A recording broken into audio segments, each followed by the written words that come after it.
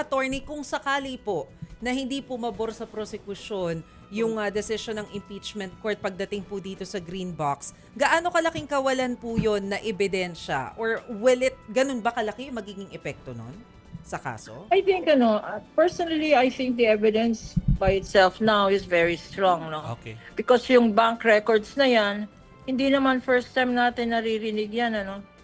This has already been part of the report sa Anti-Money Laundering Council. So witness natin sa House Committee on Justice, nung dinetermine ang existence of probable cause, kinonsider ng House Committee on Justice yung submission ng AMLA. The AMLA records already showed kung ano yung mga suspicious transactions at kaya ano yung mga covered transactions based on mandatory requirement yan sa mga bangko, no? Na magre-report. Now, without breaking confidentiality, they report that there was this suspicious transaction or or covered transactions. So nakalagay na rin yan sa AMLA report namin, and this is why the prosecution has said, in terms of the AMLA records, we are talking about 6.7 billion in terms of funds, no? Movement of funds based on the bank reports.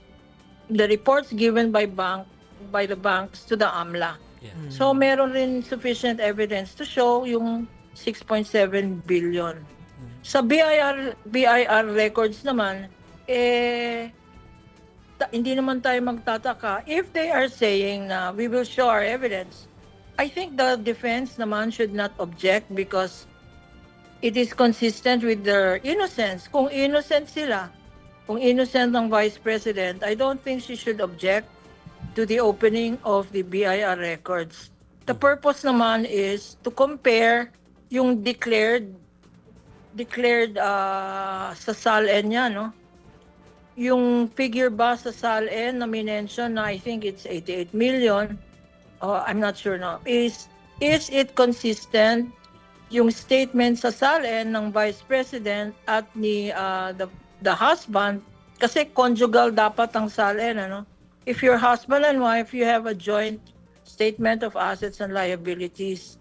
The purpose of that is for basis of comparison to the kung ano yung sinubmit nila, no? Kasi kung may income ka, babayad ka ng income tax. Dineclare ba nila yan? Yan ang purpose ng opening of the BIR box. But I don't think it will be a big blow to the prosecution because we can also get this through testimonial evidence.